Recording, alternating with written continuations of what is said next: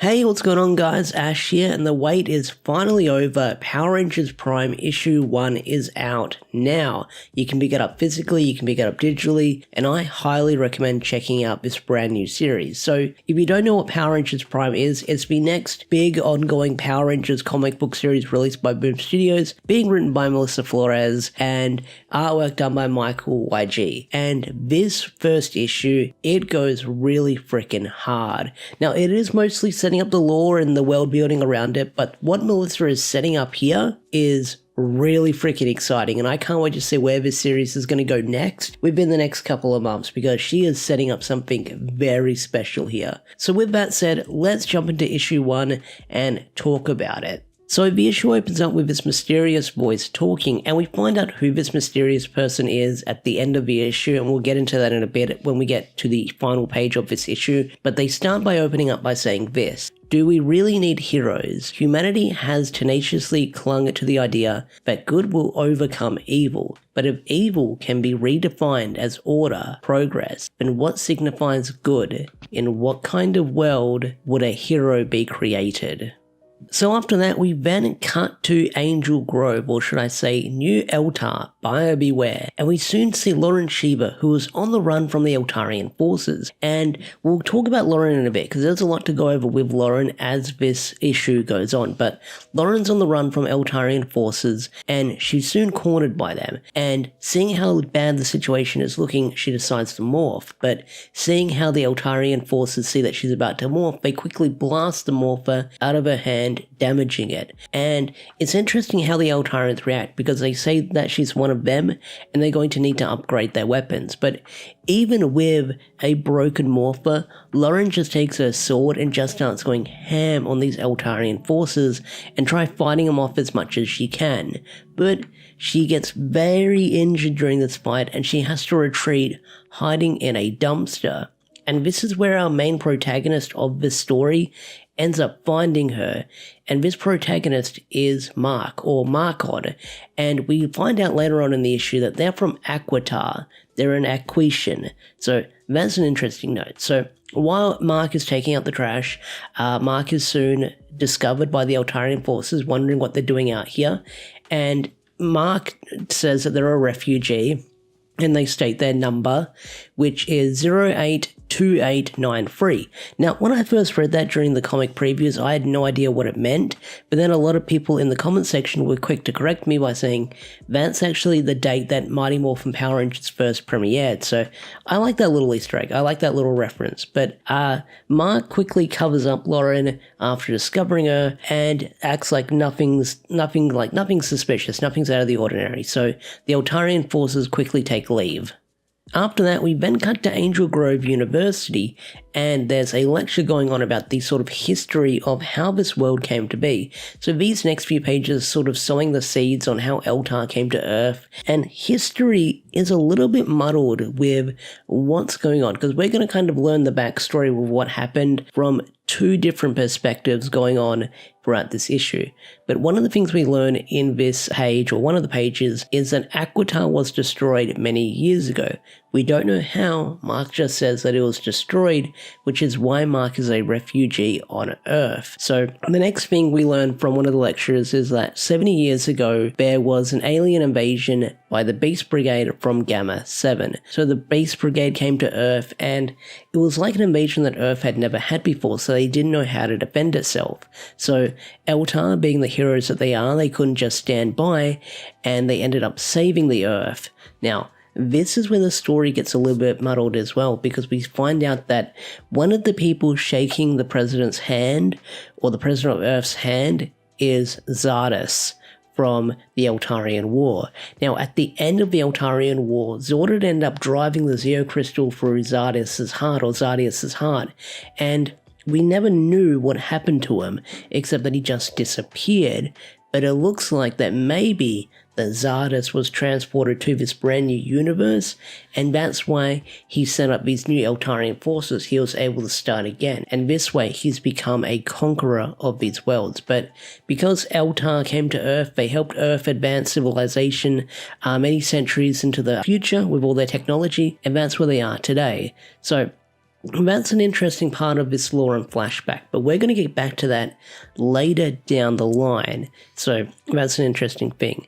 Now, one of the other characters we're introduced in this issue is Jun, or June. I think it's pronounced Jun, but Jun is Eltarian as well. So Jun is friends with Mark. They kind of know each other, but we've got these two different perspectives from these different characters. Someone who was born on Earth after the Eltarian forces came, and Mark, who came to Earth, who was a refugee.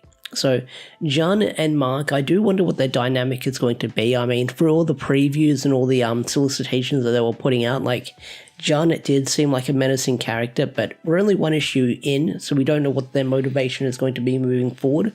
They could turn heel later down the line. That is yet to be discovered. Now, the next part is the very, very juicy part that I'm pretty sure you've probably seen online with the leaks that got out before the official release of this issue. So on the next page, we then cut to a track field where Jun is wearing this karate gi, and he's soon joined by this female friend, this female companion known as Valentina. And just looking at how she's dressed right now, you can obviously tell she's probably going to be the Yellow Ranger. I mean, she's wearing a freaking headband that's got the MMPR lightning bolt on it. So if that doesn't scream, I'm going to be a Power Ranger, then I don't know what is, but we did find out that Jun's mother is one of the Eltarian admirals, and I'm sure that's going to cause a lot of friction amongst everything going on. But one of the characters we're introduced is this character called Ryan, who's got blonde hair, blue eyes, and knows karate. I wonder if that sounds vaguely familiar to anyone. I wonder if anyone's thinking of another Power Rangers related series right now as I bring that up. Could it possibly be? No, I'm not going to dance around. This is freaking Ryan Steele from VR Troopers. So let's cut to the chase. So the VR Troopers are actually in this brand new Power Rangers universe. Now, I'll probably have to eat my own hat or my own socks about this, because I thought, and I was thinking, and I think I've gone out and said that we'll probably never see like something like Masked Rider or VR Troopers in the Power Rangers comic universe when it comes to suits, because Ryan Parrott did name drop them at one point when they were trying to find out who was going to be the next Green Ranger. But here, this is the suits flat out in this brand new universe. So what Melissa has done, she has basically opened the floodgates for this possible connected universe when it comes to like all the Saban shows from back in the day. If VR Troopers in here, then Masked Rider is no doubt lurking out there. Well, Masked Rider's universe has always been around in the Power Ranger comics, because we did see King Glaxion in the comics as well. We just never saw Dex or Masked Rider, which I always assumed was due to copyright reasons. So when Melissa gets to do an interview, I can't wait to find out what was the thought progress into having the VR Troopers in the Power Rangers comics, because I assumed it was a licensing thing is why they probably couldn't do it, but this opens the door for so much later down the line. But like I said, we do meet Admiral Janessa, who is Jun's mother, I believe, and it looks like there's some friction between the two of them, and it does seem like that maybe she wants Jun to join the sort of troopers, which is being the VR Troopers. But after the VR Troopers reveal and the Jun family dynamic going on, we then cut back to Lauren, who is in Mark's apartment, and she's soon greeted by Orion. Yes, the same Orion from Super Mega Force, which it's interesting to see him as well, because he's also a refugee who's on this planet as well, but it looks like he's kind of hiding out in a way, because, you know, he kind of lays low, and at the start of the issue it looks like he's not like the kind of guy who goes out the track, check the trash or put the trash out and stuff like that, according to Mark's complaining. But yeah, we do find out that Orion's here, which is an interesting touch, because Orion from Super Mega Force, we're going to see him in a brand new light in the comics, but his planet does get name dropped in this issue, but we don't know what happened to it. So I can assume that it was most likely destroyed. I think it was destroyed, because he did say that he's not a fugitive, he's a refugee, but there's no planet for him to go back to. So I'm wondering if the same events played out like in a Super Mega Force, or where he found the Morpher in the end, or did his planet get invaded much like Mark's planet with Aquitar, and he had to take refuge on Earth where there's a bunch of Eltarian forces in the end. So there's that to sort of go over and speculate with what's Orion's backstory in this comic.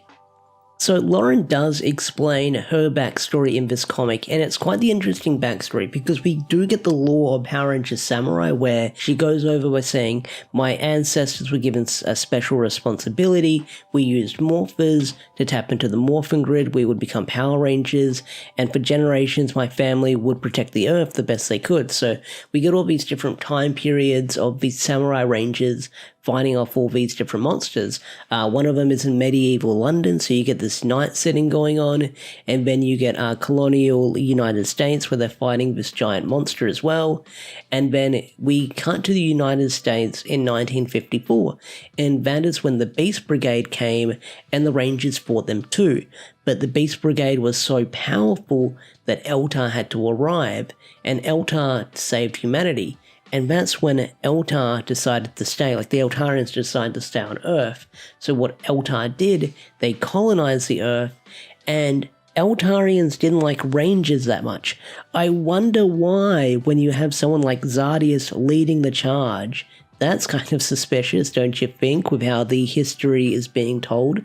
But Lauren goes on to say by saying, they hunted us down, they took my family, and ever since then I've been running. So this looks like it's been going on for a while because you see a young Lauren on the run. So it looks like for the past couple of years, Lauren has been on the run as Eltarians have been sort of, I guess, rounding up Power Rangers and sort of getting rid of them. So Eltarians are sort of trying to erase Power Rangers from existence, as they're trying to be the dominant force within the galaxy, which was something that Zardius was trying to do with Eltar. So, I want to see what the heck is going on with Zardius because I have so many questions. So while Lauren's telling her story, you've got the Eltarian forces still looking for it, and they're getting closer, and they're sort of making a move around Mark's apartment.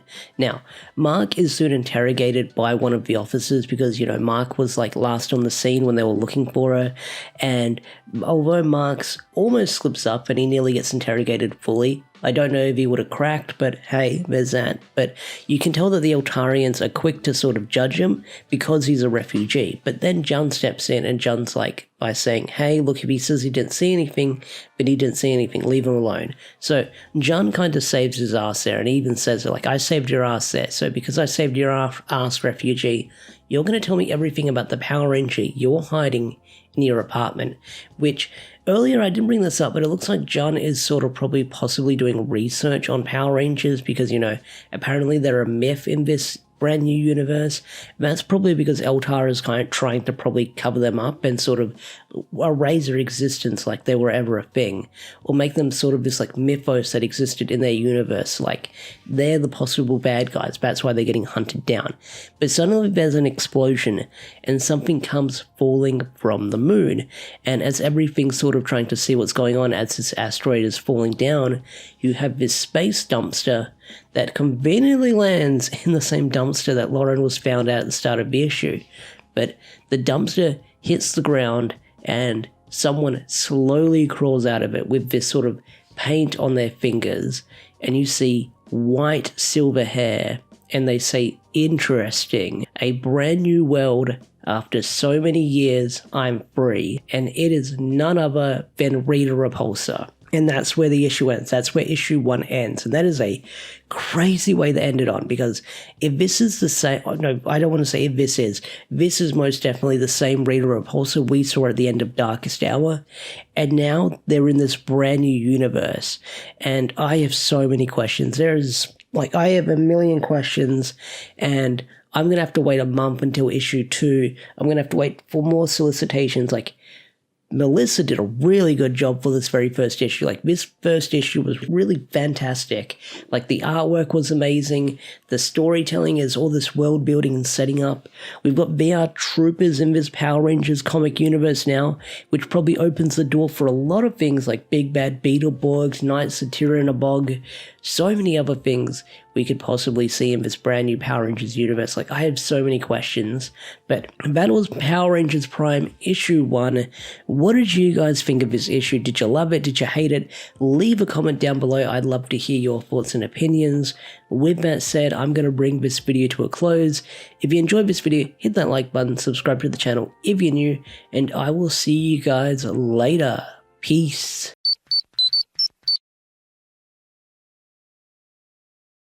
So last month, we had the premiere of Power Rangers Prime, the brand new Power Rangers comic book series released by Boom Studios.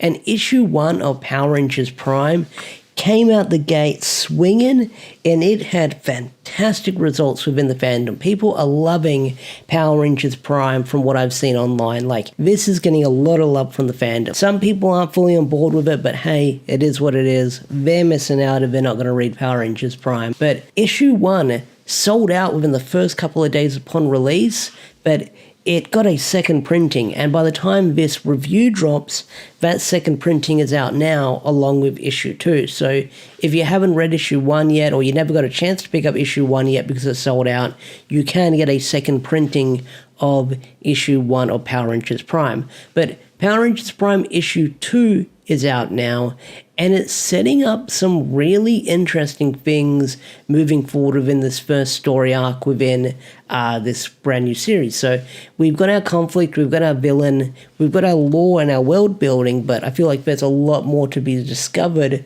with this brand new world in the Power Rangers Prime universe. I mean, there's a lot of untold answers and not a lot of full stories going on with certain narratives being spun by the people of Eltar. I feel like this series moving forward is going to be a wild ride, and whatever Melissa has planned, I am full on board. I am strapped in, I'm ready to go and see where she's going to take us on this brand new Power Rangers adventure, because the sandbox is now open and she can do almost anything she wants with this brand new Power Rangers series. She doesn't have to follow the canon of MMPR and the 30 years of Power Rangers history. This is a brand new universe, so she can do almost anything she wants here with this brand new Power Rangers universe. Yeah, we're going to see some familiar faces. Yeah, we're going to see some brand new familiar faces, but Power Rangers Prime is no longer tied to the tether that was MMPR. It's like with Dragon Ball, how Dragon Ball, or Dragon Ball Z you could say, is always like stuck between that sort of in between, like after the fight with Majin Buu and before the World Peace Tournament, where we first get introduced to Pan. That's kind of the situation that Power Rangers was kind of stuck in for some things, where you kind of had to follow the canon, but you couldn't do anything too crazy here and there. But now we've got a brand new sandbox to use, and I'm excited to see what castles and structures we're going to see with Power Rangers Prime. Weird analogy, I know, but let's talk about Power Rangers Prime issue 2. So last month's issue ended with Rita Repulsa landing on Earth. Now, I'm under the speculation, is this the Rita Repulsa from the old 2016 Boom Studios Power Ranger comic universe? Because the last time we saw that Rita, Lord Zed locked her in a dumpster, then we never saw her leading up to the big finale of Darkest Hour, so we don't know what became of her fate. So when Billy caused a shattering, did she somehow get transported to this brand new universe? It's really hard to say. But then you read some of the dialogue that this Rita is saying, and it's hard to tell if this is the old Rita from the previous universe or this is the brand new Power Rangers Prime universe Rita Repulsa, which is going to be a mouthful to say. But we'll just call her Rita for now. Like, I'm sure later down the line we'll get a confirmation. Is this the old Rita? Is this a new Rita? We're not entirely sure.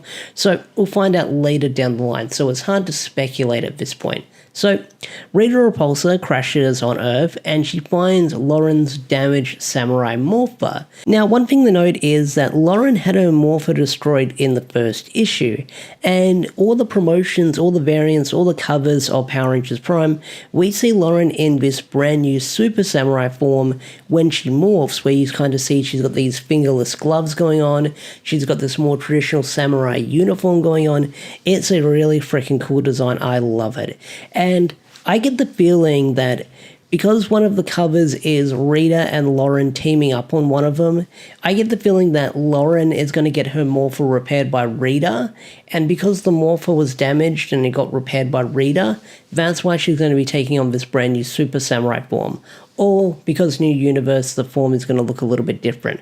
Either way, I'm excited to finally see that form in action when we get around to it. But Rita finds Lauren's old Morpher, which is definitely going to be a big contender moving forward within the next couple of issues, because she can use that Morpher with the Morphin Grid energy to enhance her magic. So Rita is soon confronted by the Eltarian forces as they investigate the crash site, and one of the Eltarian soldiers who is going to be a big major player within this storyline, I'm guessing, is Bulk. So Bulk in the Power Rangers Prime universe is very different compared to his usual counterpart we've seen within the mainline story. You know, Bulk's usually like a heavy-set guy, he's got a bit of a gut. In this universe, he's kind of buff and pretty well built because he's an Eltarian soldier. And I know that some people, when I talked about the preview pages, some people were saying, I don't know how I feel about Bulk being buff. Well, the term bulk can mean like you're either bulky, like big and heavy bulky, or you can be bulky, like muscly bulky. So I'm guessing that's why they call him Bulk in this universe, because he still goes by his full name, you know, Bulkamir, within this universe, but they also call him Bulk. So he's got that going on. Now, like I mentioned earlier, the Eltarian forces try to arrest Rita, but Rita's having none of that. She immediately goes on the offensive and she says, hey, I've been sealed for a couple of thousand years, time to try out my magic to see if I haven't gotten rusty. And what she does is she uses the damaged Morpher to create a monster, and it creates this fire monster. Why?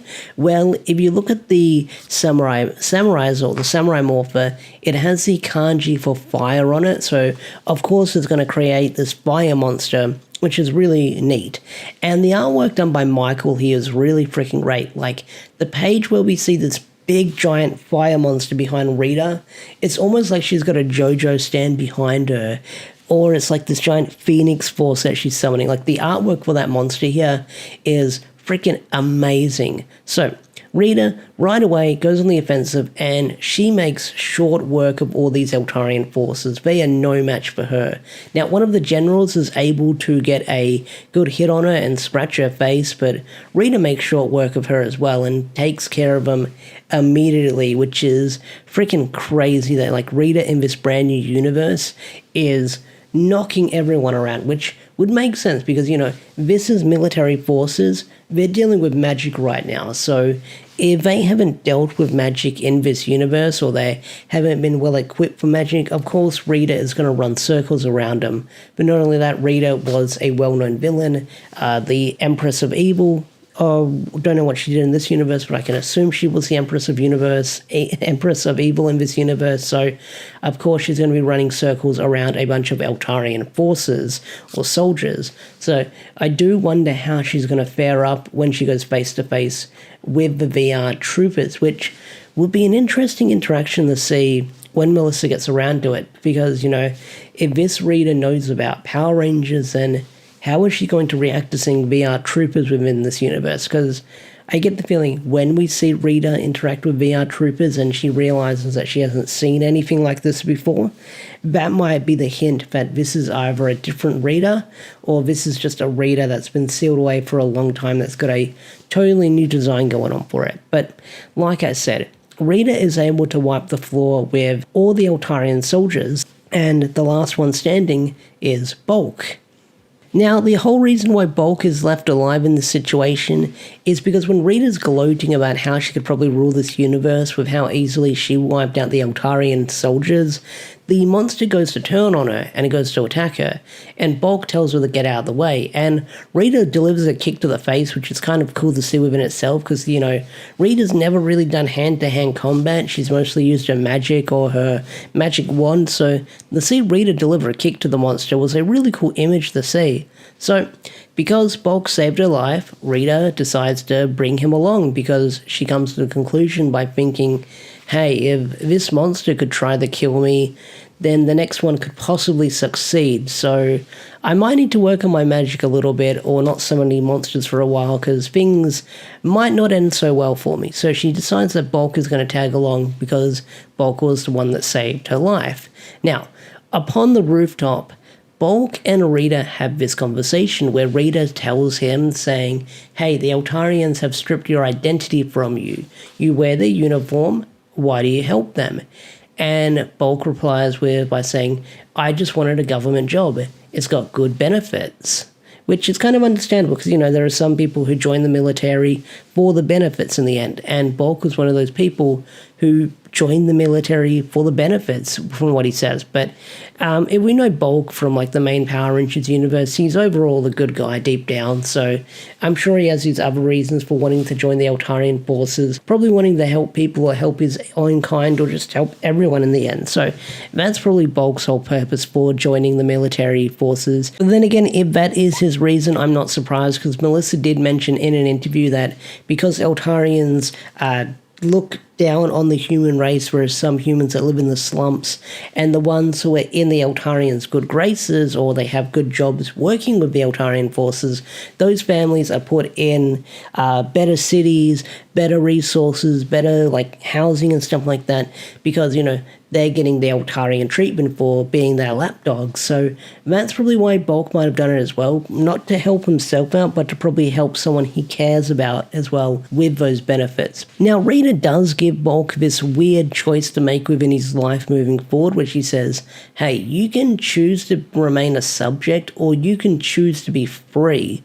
So I do wonder what Bulk is going to choose moving forward. I get the feeling that he's going to be hanging around Rita within this next couple of issues, and we'll see what path that leads him on, because I guess he'll understand, what the Eltarian forces are actually like, and how they actually don't care for the human race, and how they find the human race probably disposable, so Bulk is probably going to go off and do his own thing. Maybe that will lead to him, being a VR trooper or something later down the line. No idea. But I do wonder where this Bulk story is going to go with Rita later down the line. So it looks like Rita is going to string him along, and I am curious to see how she's going to string him along and how that will shape the Bulk in this universe moving forward. Alright, that's the Rita side of things. Now let's move on to the Mark and the June and the Lauren storyline within this issue, because these events happen on the exact same night while everything is going down. Now, exactly what the last issue picked up on, you had Mark's apartment about to be raided by the Eltarian forces because they're still on the hunt for Lauren, and John is deciding to help Mark out. Reasons unknown exactly at this point. He seems to be knowledgeable of Power Rangers in this universe, so I guess that John's motives moving forward will sort of come into light over the next couple of issues, but I am curious to find out why he's helping Mark in this situation. But one of the things that Mark points out in this issue is there are detention centers in this planet Earth for refugees, but one of the lines that Mark says is, can you imagine where they put the people who are actually threats? So while this is all going down, you have Orion and Lauren, they're just chilling out, they're watching TV, and they get a knock on the door. And when they get the knock on the door, Orion comes up with this plan to pretend he just got out of the shower, and then his dog runs out. So he says, oh, you Eltarian forces, you made my dog escape, you gotta help me chase it now, or you gotta chase it for me because this is your fault. And the Eltarian forces, they understand they messed up, so they're quick to comply and help out, and they chase down the dog in the end. So this lets the others escape and go to John's apartment. Now, one of the interesting things to note about Mark in this issue is because he's half Aquitar or half Aquitian. If you remember in Alien Rangers, the Alien Rangers needed water, and they needed water to survive because they couldn't breathe the earth air on this planet. Now, one of the things that is introduced in this issue is this inhaler that Mark can use, and that sort of gives him the water that he needs to keep breathing on this planet. So I really like the design of the inhaler. I think it looks really cool indeed, so that's going to be cool moving forward, I guess, but I really like the design. So everyone takes refuge at Jun's apartment. Now, Jun's apartment is located where Mark's apartment is. It's basically the same building, but because Jun is Eltarian, they get all the good shit. They get all the fancy stuff going on with everything. So Mark is sort of embracing everything around him, just sort of awed by all the sights, by all the view. So he's kind of taking in everything around him. There's even this line where Jun says, hey, just sit down, and Mark's like, no, I think I'll stand.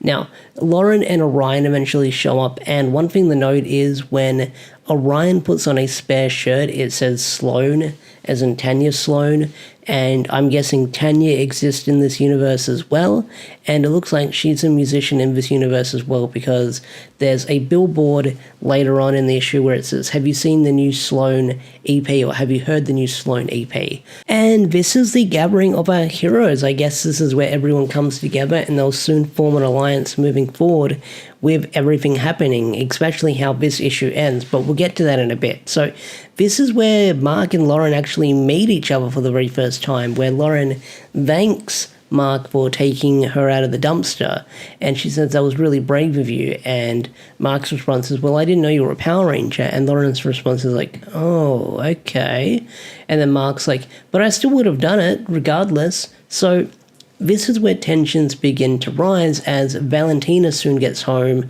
after her cancelled date with Ryan Steele. So just to double, triple confirm, yes, this is Ryan Steele from VR Troopers. The VR Troopers are in this Power Rangers universe. Now, Valentina is not on board with this plan. She's not on board with this plan at all. And she's about to call the cops. And Lauren's response is she kicks the phone right out of her hand, and then moving forward, she goes to kick freaking Valentina across the face. Like, it's really freaking awesome. Like Valentina tries to grab her leg, but Lauren just kicks her across the face. It's pretty freaking cool. There's almost a throwdown between the two of them, but it's soon broken up, and Valentina leaves, where she's not cool with them harvesting a fugitive. So the next day, you've got Jun trying to sort of rectify the situation. He's trying to text Valentina, but she's not really responding, and I do like Jun's response when others are asking, can we trust her? She did seem pretty pissed off. Do you think she'll contact anyone? And Jun's response is, she's my best friend, don't insult her loyalty. Now, Lauren does question Jun here by saying, hey, look, I'm a ranger, you're Eltarian, why are you helping me? And Jun doesn't even give that a response. So there's that as well. Like, we still got to find out, like, what is Jun's fixation on Power Rangers? Why is he helping Lauren? Is there a sinister motive behind this, or is there something else going on? So, like, Jun's motive, why he's obsessed with Power Rangers, why he's helping Lauren, is something I want to find out moving forward. Like, what the heck is this guy's motive? Because even Melissa did say that Jun is kind of like rebelling against like the Eltarian sort of nature or the ways of things, where some Eltarians shave their head as a rite of passage. Jun still has hair, so there's that going on. So Jun, like I said, it seems like Jun's a good guy so far, but they could sort of switch it up and turn heel within the next couple of issues. It's hard to pinpoint what their motive is. They seem like they're doing good things, they seem like they're helping, but is there something else behind all of this? So Valentina, the next day, gets in contact with none other than her boyfriend, Ryan Steele. And in the last page, you see the other VR troopers getting together. So this does confirm that the other VR troopers are Caitlin and JB, the VR troopers from the TV show, and they have to sort of halt their mission trying to hunt down Rita Repulsa, and what they plan on doing is they're going to bag themselves a Power Ranger, and you see them preparing to morph. And that is where the issue ends. So yeah, that was Power Rangers Prime issue 2. Overall, I thought it was a pretty solid issue. It looks like that Melissa is setting up the chess pieces on the board within this first couple of issues. Like, she's setting the status quo, she's setting up the universe, she's setting up the characters. So things with pacing might feel a little bit weird, but I understand that this is a brand new series, so you have to set up sort of like everything within this new universe. This isn't like the original 6 Rangers we had from Mighty Morphin, where we know what these characters are about, and we can have a conflict within like the first couple of issues. This brand new universe, this brand new story, it's got to sizzle, it's got to cook, and is slowly setting things up. And like I said, this second issue is slowly starting to move those chess pieces into play, and moving forward I feel like things are going to be ramping up as we get into 2025 as Power Rangers Prime continues. But overall, what are your thoughts on Power Rangers Prime issue 2? Did you love this issue? Did you hate this issue? Tell me in the comment section down below. I'd love to hear your thoughts and opinions. Definitely stay tuned for some more Power Rangers Prime related content in the nearby future. I feel like there's a lot I want to do with these reviews, sort of do Easter egg videos, do more theory crafting like I did with issue 1, and within the weekend of issue 2, I believe we'll be getting solicitations for issue 5, so we'll be getting more hints of things to come later down the line in Power Rangers Prime moving forward, so definitely look forward to that. So with that said, I'm going to bring this video to a close. If you enjoyed this video, hit that like button, subscribe to the channel if you're new, and I will see you guys later. Peace out, take care, and bye.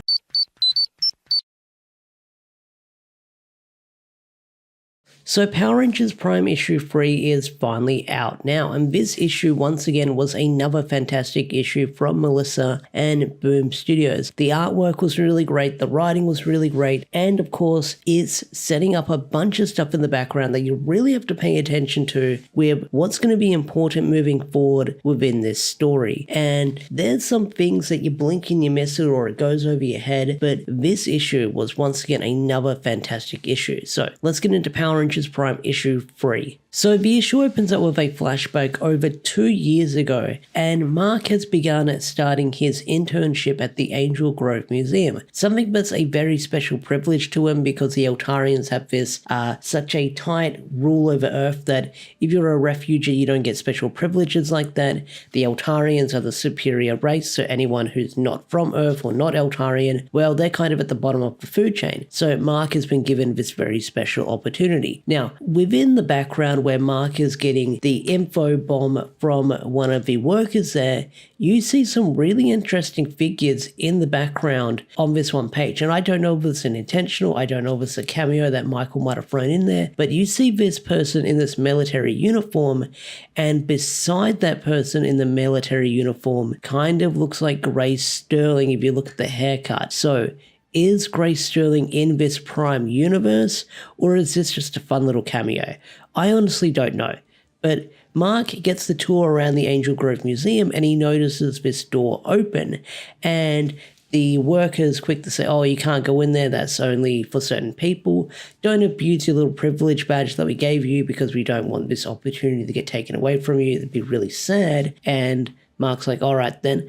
But then on the next page, once the door's closed and you see what's inside the room, you see a power coin. More importantly, the Triceratops power coin, which raises a lot of questions within this universe because it is the Triceratops power coin. So that was Billy's old power coin. That's what a lot of people identify it as. Again, this is a brand new universe, so we don't know who created the power coins in this universe. Was it Ninja or was it someone else? But how did the Eltarians get a hold of it? Because when you look at it, it looks like it's been torn apart. It looks like it's been shattered. So this power coin looks like it's been through the rigmarole with all the damage it's taken, and it looks like it's slowly being pieced together or it's being dissected for further study. So how the heck did the Eltarians get this Triceratops power coin? That is the main question on my mind. So back in the present day, Valentina has returned to John's apartment, and it looks like she's going to be helping out our heroes after all. But she does give a warning to John by saying, hey, your obsession with the Rangers has escalating into you harboring a future. You kind of need to stop this. And I am curious about John's obsession with Power Rangers and stuff like that, because it hasn't fully been explained, and I'm sure we'll get an answer within the next couple of issues with why he's so obsessed with the Rangers, why he has a fascination with them.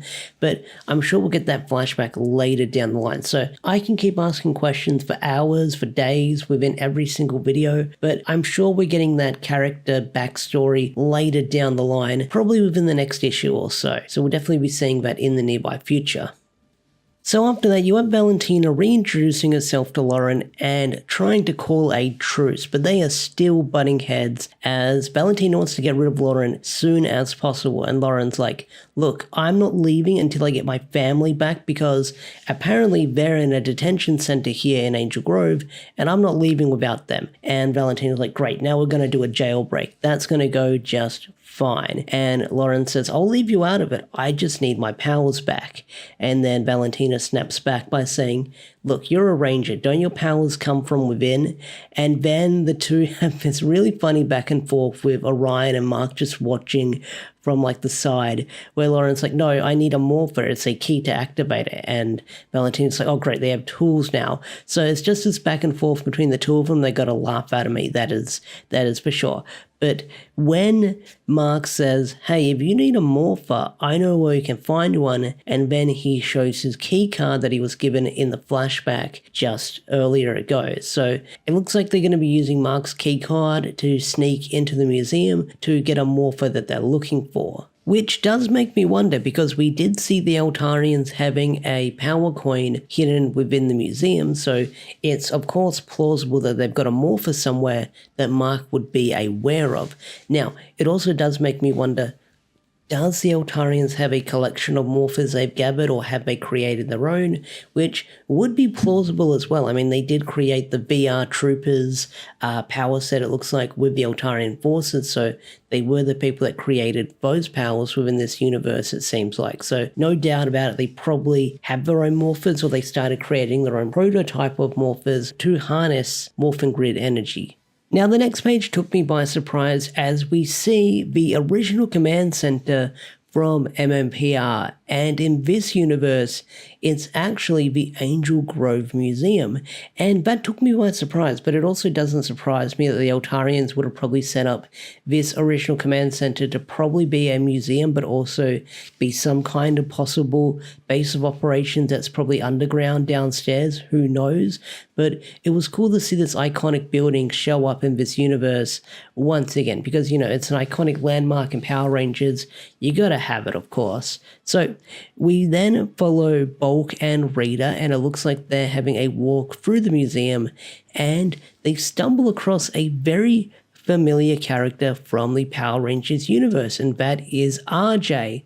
RJ in this universe took me by surprise, because as soon as we see him in this like wizard robe where he's wearing this blue and purple outfit. It's got a bunch of chains or like straps attached to it, and I lost my shit for a second. I thought, holy crap, this is Ivan Ooze. And then I read the speech bubble and he said, my name's RJ. I was like, well, that's cool enough. I like RJ. I'm glad that RJ is in this universe. But instead of being a stoner pizza guy, I guess he's a stoner meditation guy who teaches people meditation. So he starts talking to Rita saying, oh, if you're here, you get a discount if you bring a friend. And then Rita just stares at him with this fiery look in her eyes.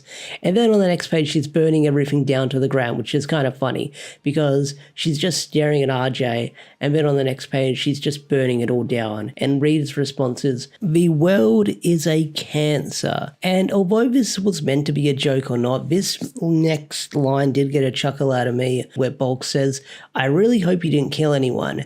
And Rita's response is, trust me, I tried. So Rita's magic is still not working because of using fractured pieces of a morpher to put it together. So the wand is still a little bit finicky. And Rita then asks Bulk by saying, who's in charge of this world? Who's in charge here? And Bulk responds by saying, well, the Eltarians, they colonized Earth ages ago. And Rita's like, the Eltarians? And realizing that she's been freed from one prison to end up in another one, Rita comes to the conclusion that she's going to need to fix her wand and get more powerful magic to conquer this planet. So she drags Bulk along, but while she's having a villain monologue, Bulk is using his Pip-Boy from Fallout to contact the VR Troopers to give away their location where they are right now. And I like how he calls it a watch because, yeah, it does look like a Pip-Boy from Fallout. It's a really cool design that he's got on him. That tech is really neat. But Rita then asks Bulk saying, "Tell me, what do you know of the Power Rangers?" And we don't get a lot of that conversation. Unfortunately, it cuts off there. And then when we see them again, they're off doing their own thing. So I do wonder if Rita got an explanation or got an answer for that question. Because when we see Rita and Bulk again within the next couple of pages, we see that Rita is just able to use her magic to sort of turn off all the security alarms within the museum, and Bulk questions how she can do that, and Rita explains that it's the morphing grid energy that she has. And here we learn a little bit of this Rita's universe's backstory, where it's much similar to the Rita we've followed in the comics for a really long time, where we find out that this Rita was infused with morphing grid energy to put on a path of good, much like the Rita we kind of know now. Ultimately, it didn't really work because, Rita ended up turning evil, but her being infused with morphing grid energy did provide some use. But Bulk tries to rebuttal her by saying the morphing grid is a myth, which I guess is whatever lies the Eltarians have been feeding him, or the morphing grid isn't really real in this universe, it's just something they've heard about. But I love Rita's response by saying, "Were you born a moron, or did the Eltarians instill it into you?" Which definitely got a chuckle out of me. But there's an interesting stuff you see within this page when you see Rita breaking into the museum, because you see this giant power egg, or it's not a power egg, it's like this egg-like shape that looks like she's cracked open, and beside it you see all these different crystals. Are these meant to represent Zeo crystals? Are they just meant to be normal crystals or power crystals? It's hard to say. But also you see a bunch of fossils on the wall in the background as well. So whether these are Easter eggs, nice little background things, you can definitely tell that the power egg or the egg in the background and the crystals are meant to represent the dino crystals that the Rangers got, or even the Zeo crystals they would have later down the line. So I really like that attention to detail. While this is all going on, we follow our main heroes who have snuck into the same museum with the help of Mark's card, which is a very dangerous thing that Mark is doing, because one of the things that's pointed out is that Mark's card could possibly be tracked, which is no doubt about it going to be a plot point moving forward within the next few issues, but also they can take his internship away because Mark is a refugee. So those actions are definitely putting him in danger while doing this. But there's also other things we learn about within this issue, some things that have been hinted at, like Valentina's father's meant to be really high up, which is why she seems to have a stick up her ass most of the time with how she acts. And Valentina, I feel like she's like probably the most unlikable character within this bunch. I mean, with how she acts and how she treats everyone, she comes off as such an asshole. Because you have this one scene where Lauren and Valentina are looking at these dinosaur fossils, and Valentina makes a comment by saying these are the original Titans of Earth, they had so much raw power, they could do basically whatever they want. And Lauren makes a comment by saying, yeah, they had raw power, but it depends on what you do with it. And Lauren then makes another passing comment at Valentina by saying, "It sounds like you want a lot of power." And Valentina says, "Yes, I want power like you, but my intentions aren't probably noble like how you want to use power." So that right away kind of establishes what kind of character she is, and I know she'll probably get some growth, I know she'll probably come around, but these first couple of issues introducing Valentina, it makes her pretty unlikable. And I'm not saying that's a bad thing. I mean, arsehole characters are loved to be hated, or people just love arsehole characters in general.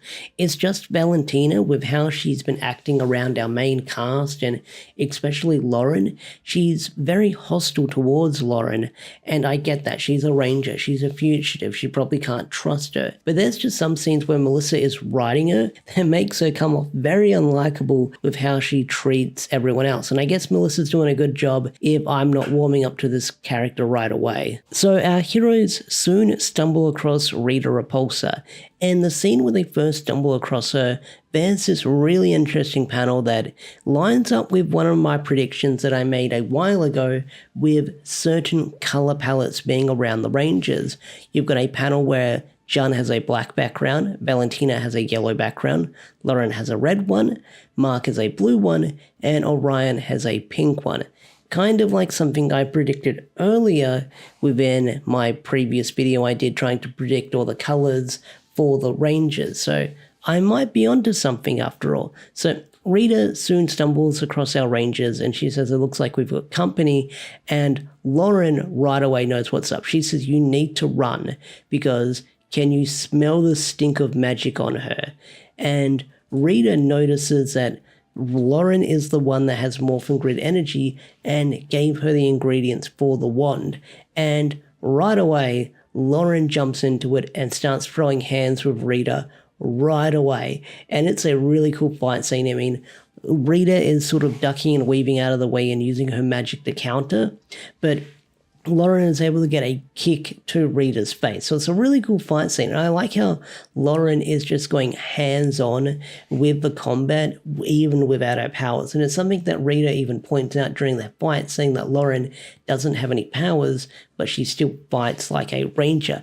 And I really like that attention to detail. So while the fight is going on, the VR troopers soon rock up at the museum, and they're the ones going to be handling the mission. So they were told to leave the mission to them. So you've got the original 3 VR troopers, Caitlin, JB, and Ryan, of course. Caitlin gets name dropped in this issue, JB doesn't, but seeing how we get name drops for the other VR troopers, no doubt about it, it's them. And the page where we have the VR troopers outside the museum ready to go inside, it kind of establishes what kind of character Ryan is and how he's a government lapdog for the Eltarian forces, because you have this one scene where Caitlin says, "Hey, are you fine with doing this?" And Ryan says, "Look, our main priority is the Ranger." But Caitlin's like, "Hey, shouldn't you be worried about your best friend and your girlfriend?" And Ryan doesn't really give a response about that. He just kind of morphs with his helmet on and says, "John should know better that he's harvesting a fugitive. So this is on him for doing it. He should have known what he was doing." So it kind of shows that Ryan in this universe is like all action. He takes the job very seriously. So it makes me wonder where the VR troopers are going to be moving forward in this series, because a lot of people are predicting they're going to become the good guys. They might be the anti-heroes. I know we're getting that Power Rangers and VR Troopers one-shot on Free Comic Book Day. So I wonder if that's going to establish more lore within this universe or set up something else for later down the line. I'm not entirely sure. But that one page gives us a good glimpse into what Ryan is like in this universe, where he's following the government's orders, he's following the soldier orders. Like, he's a good soldier. That's the best way to sum it up. He's a good soldier that will follow orders and make sure the job is done and focus on the mission. So that kind of sets up what kind of character he is. So the battle between Rita and Lauren continues, and it gets pretty hectic. I mean, debris and smoke is getting kicked up all over the place. It gets so bad that Mark has to take his rebreather, his asthma puff, or whatever you want to call it, his inhaler that he uses to get some water because he's part Eltarian. So I guess all that smoke and debris is making things hard for him to breathe with all the air getting all dry. So while this is all going on, the fight takes another turn where tear gas or smoke bombs just start flooding the building, and it looks like that fight is getting interrupted as the guards are going to start swarming the building, and things aren't looking good for our heroes. And Rita then says to Lauren by saying, "It looks like we're both trapped. I have a proposition.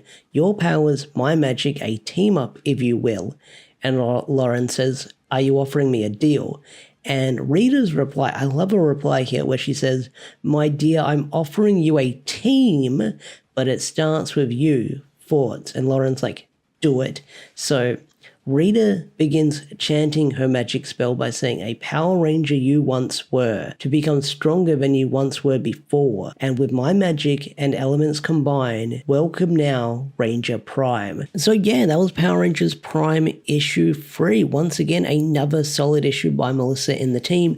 And it looks like things will definitely start picking up even more when issue 4 drops next month in February, so definitely stay tuned for that. But what are your thoughts on Power Rangers Prime issue 3? What are your predictions moving forward? Tell me in the comment section down below. I'd love to hear your thoughts and opinions. And with that said, I will catch you guys in the next video. Peace out, take care, and bye.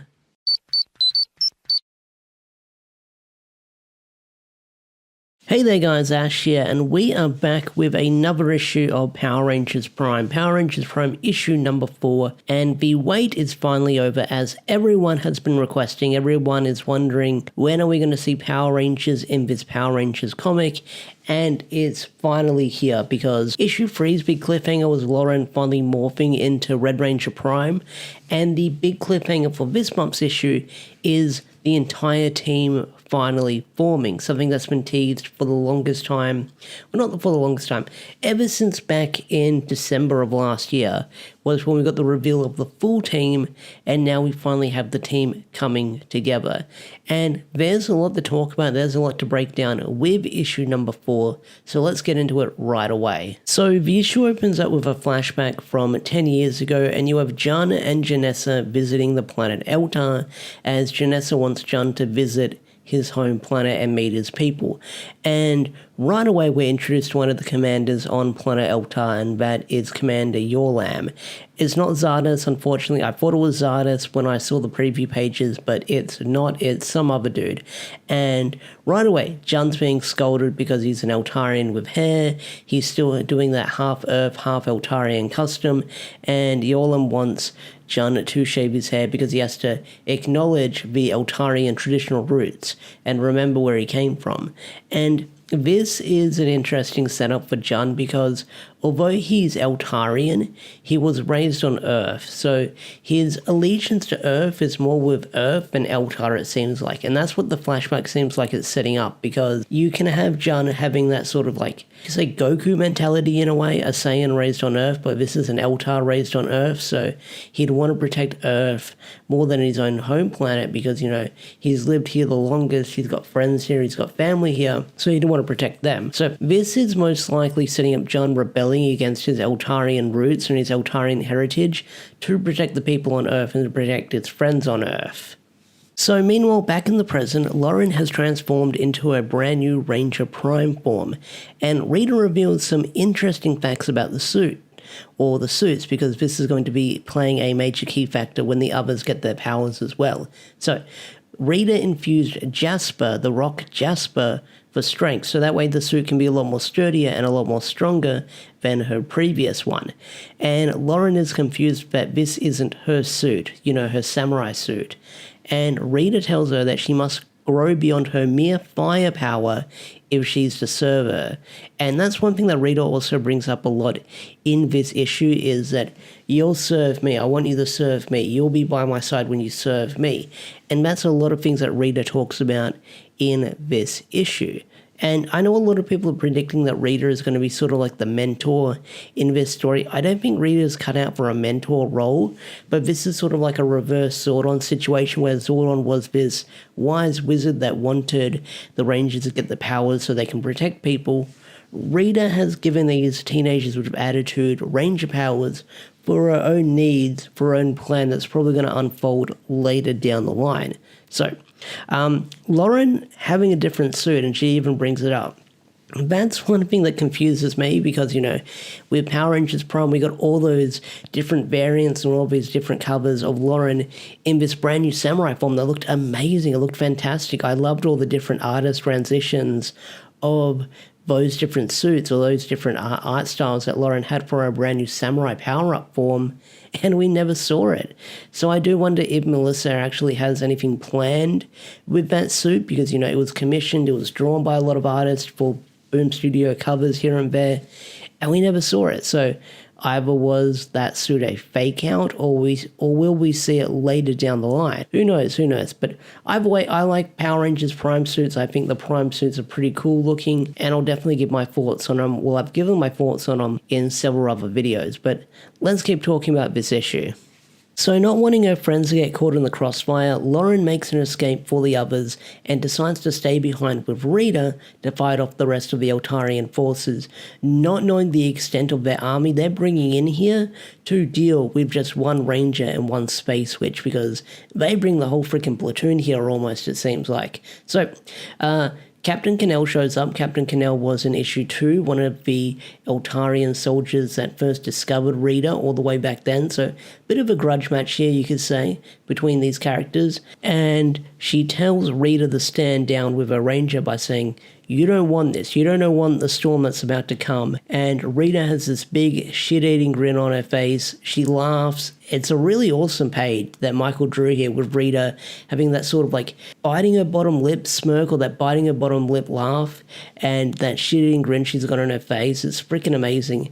And Rita replies by saying, I do want this, and she uses her magic to bring one of the T-Rex fossil displays to life. And I feel like there's some really good symbolism you've got going on here because Lauren has got the power of the T-Rex, Rita brings her T-Rex to life to aid them in battle. I feel like if that's what they were going for, that's some really great symbolism they've got for that page here. So Lauren, with her brand new powers, she leaps into action and she starts kicking ass right away. And the fight scenes that Michael does here on these pages are really freaking fantastic. Like, a really amazing job that Michael did with these action scenes. Now, while this is all going on, the others are making their escape, and Orion speaks up and he pipes up by saying, hey, we just can't leave Lauren there. She needs to know that she's not alone in this fight, because when everyone else was first escaping, Orion was going to stay back because he didn't trust the vibes that Rita was giving.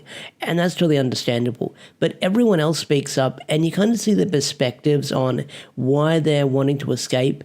You've got Mark by saying, I don't know what else we can do. So Mark's one of those guys that is unsure what he could do to help people.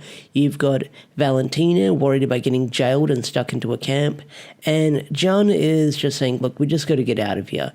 And Orion makes a really good point by saying, look, we're in this together now, and tells Mark that Mark could have just left her in the dumpster, but he didn't, and John and Valentina could have ratted them out ages ago, but they didn't. So Orion is showing that, like, hey, look, we're in too deep now, we've got to help her out because she's our friend. And while this is all going on, you've got Bulk who comes around the corner, and Bulk in this universe is kind of showing like the Bulk we all know and love, where he's kind of being a little bit cowardly, where he's like, look, there's a battle between a space witch, a ranger, and a bunch of angry Eltarians, and I don't want to be standing amongst whoever's going to win this fight, because whoever wins this fight is probably not going to be a good outcome, and I don't want to be caught in the middle of it. So Bulk being Bulk, he's just kind of keeping his distance and doing what is best for him, which is kind of funny in a way.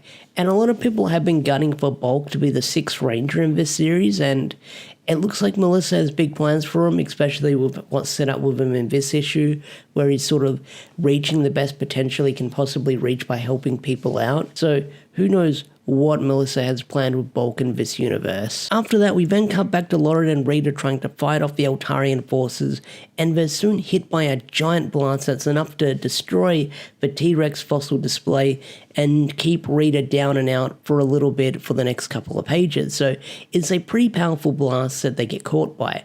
And Lauren's surprised. She thought this was one of the Eltarian weapons used by Cannell, and Cannell's like, oh, that's not my weapon, it's their weapon. And suddenly you have the VR troopers on the scene ready to fuck shit up. And here we get an interesting dynamic between the VR troopers and the Eltarian forces with how they're treated right now, because, you know, like I said, they're soldiers just doing their job.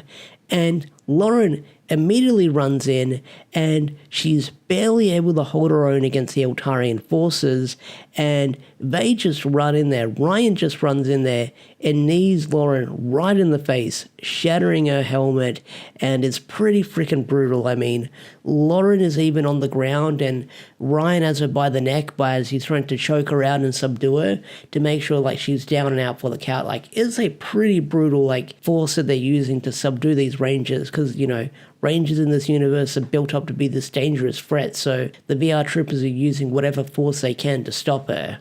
And things are looking bad for Lauren as the VR troopers slowly close in on her, and you have this one scene where Cannell says to Ryan by saying, look, this is taking too long, let's just get in there together and take him out. And Ryan's like, no, clear the room and leave this to us. You heard me, Guardian, fall back. And Cannell does not like this. She's like, are you trying to give me orders? I think I outrank you. And Ryan says, this ranger is dangerous, we need space to work. So that's Ryan's mindset with how he's going to handle this situation. And Cannell says, look, you only get to order me once, human, but Eltarians have long memories. So that is definitely going to be setting up some conflict between Cannell and the BR Troopers, or mostly Ryan, in the nearby future. So this one interaction that we had between these two characters in this issue is definitely going to play a role moving forward in the next couple of issues, or even within the next story arc, because that's quite an interesting interaction that we had between them. How Ryan's like, look, let me just handle this, you can just fuck off. But Cannell's like, look, let's just stand down, the VR troopers can handle this if they can. So Bulk runs over to Rita and is like, hey, I think you're losing right now. And he does say that she needs to stop this, but Rita's like, look, you're an idiot, but my resources are depleted and we've only got one ranger. How are you going to get out of this? And Bulk's like, if you had more resources. And he opens his hand up. Well, he takes up this bag and opens up his hand, and you've got a bunch of stones being presented to Rita. And with everyone else watching the battle going on, they want to help out, they want to do something. And Rita's like, if you want to help her, I can help you. And she begins chanting another magic spell to infuse them with brand new power coins. And as she begins like the big speech by saying, look, you can become powerful rangers, the choice is yours, I won't force it upon you, take out and reach it. And during a big speech, she gets blasted. So one of the VR troopers blasted Rita during her monologue, and I gotta say that's kind of funny because, you know, she's making this big monologue and someone blasted her, which is kind of funny because, you know, that no one in Power Rangers gets blasted enough during a transformation or gets blasted during a monologue, and someone in this comic did it right here. So everyone reaches out for the power coins, and Valentina is reaching out for hers, and Ryan tries to stop her. But one of the people who wants to become a ranger is Jun, because Jun says, do you know how many times I've had decisions made for me? My entire life I've been told I have to be a hero, I have to be a guardian, an example.